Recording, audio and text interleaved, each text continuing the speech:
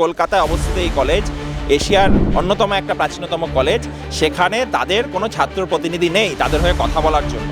আজ পেরিয়ে April May 2 মাস পেরিয়ে গেল, কিন্তু আজকে পশ্চিমবঙ্গের কোনো মেডিকেল কলেজে স্টুডেন্টস ইউনিয়ন ইলেকশনের কোনো নোটিফিকেশন সেখানে নেই। প্রকৃতপক্ষে তাদের পায়ের জমি যে হারিয়ে গেছে, পায়ের মাটি যে হারিয়ে গেছে, সেটা তারা বুঝতে পেরেই আজকে মুখ রক্ষার জন্য শেষ দিনে এসে এই সমস্ত কথা বলছেন।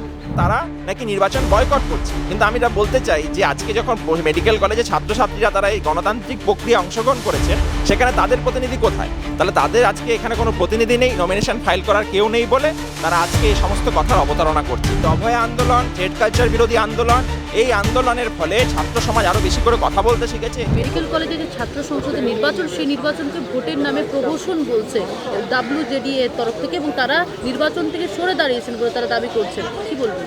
না, এটা তো আজকে একটা সবার সামনে চলে এসছে যে মেডিকেল কলেজের মতো অ্যাপেক্স ইনস্টিটিউট পশ্চিমবঙ্গের মধ্যে এবং কলকাতায় অবস্থিত এই কলেজ এশিয়ার অন্যতম একটা প্রাচীনতম কলেজ। সেখানে তাদের কোনো ছাত্র প্রতিনিধি নেই তাদের হয়ে কথা বলার জন্য।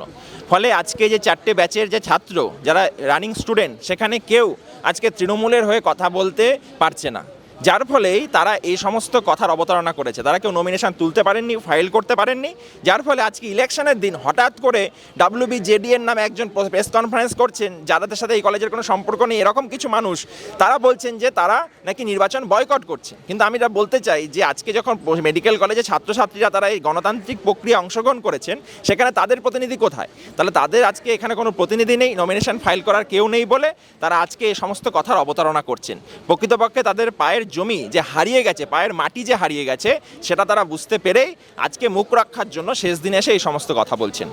এমনকি তারা এও দাবি করছে যে অধ্যক্ষ দুটি সংগঠনকে ফেভারিজম করছে। কি বলবেন?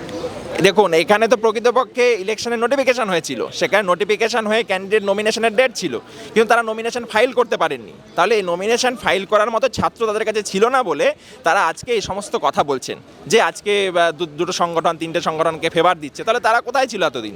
তাহলে তাদের কোনো ছাত্রই নেই তাদের কাছে, তাদের হয়ে কথা বলার কোনো ছাত্র নেই। এই অভয় আন্দোলন, থ্রেড কালচার বিরোধী আন্দোলন, এই আন্দোলনের ফলে ছাত্র সমাজ আরও বেশি করে কথা বলতে শিখেছে এবং তৃণমূল ছাত্র পরিষদ সহ এই থ্রেড কালচারের লোকেদের, WBJDA এর লোকেদের বর্জন করেছে, সর্বভাবে প্রত্যাখ্যান করেছে, যার ফলে তারা আজকে কোনো পায়ের জমি নেই, মাটি নেই।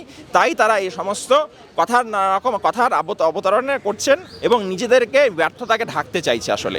ফলে এই গণতান্ত্রিক পরিসরে স্টুডেন্টস ইউনিয়ন ইলেকশন এখানে হচ্ছে না। স্টুডেন্টস কাউন্সিল যে ইলেকশনটা, যতটা গণতন্ত্র এখানে আছে, সেই গণতন্ত্রের মধ্যেও তারা অংশগ্রহণ করতে তারা ব্যর্থ হলো। এই ব্যর্থতা প্রমাণ করে আজকে সারা রাজ্য জুড়ে যেখানে ফেয়ার ইলেকশন হবে, সেখানে যে তৃণমূল হারবে সেটা তারা বুঝতে পেরেছে। এই জন্য মুখ্যমন্ত্রী নবান্নের সভাগৃহে আপনারা দেখবেন অনশনের পরে আমাদের আন্দোলনের অনশনের যেখানে দাবি ছিল, একটা 10 দফা দাবির মধ্যে, যে কলেজে কলেজে ছাত্র সংসদ নির্বাচন করতে হবে, RDA নির্বাচন করতে হবে। তাহলে এই ছাত্র সংসদ নির্বাচনের দাবিটি মুখ্যমন্ত্রী নবান্নের সভাগৃহে মেনে নিয়েছিলেন, ওপেন প্রেসের কাছে ঘোষণা করেছিলেন, কিন্তু না, হচ্ছে না তো। মার্চ পেরিয়ে গেল, মার্চ পেরিয়ে এপ্রিল মে 2 মাস পেরিয়ে গেল, কিন্তু আজকে পশ্চিমবঙ্গের কোনো মেডিকেল কলেজে স্টুডেন্টস ইউনিয়ন ইলেকশনের কোনো নোটিফিকেশান সেখানে নেই। শুধুমাত্র এই কলকাতা মেডিকেল কলেজে স্টুডেন্টস কাউন্সিল ইলেকশন হচ্ছে, সেখানেও তৃণমূল ছাত্র পরিষদ কোনো প্রার্থী দিতে পারছে না। এটা বুঝতে পেরেছেন শাসক দল, বুঝতে পেরে তারা এই সমস্ত কলেজগুলোতে ইলেকশনকে তারা বন্ধ করে রেখেছে। বাংলা হান্টের আরও খবর দেখতে নজর রাখুন। বাংলা খবর মানেই বাংলা হান্ট।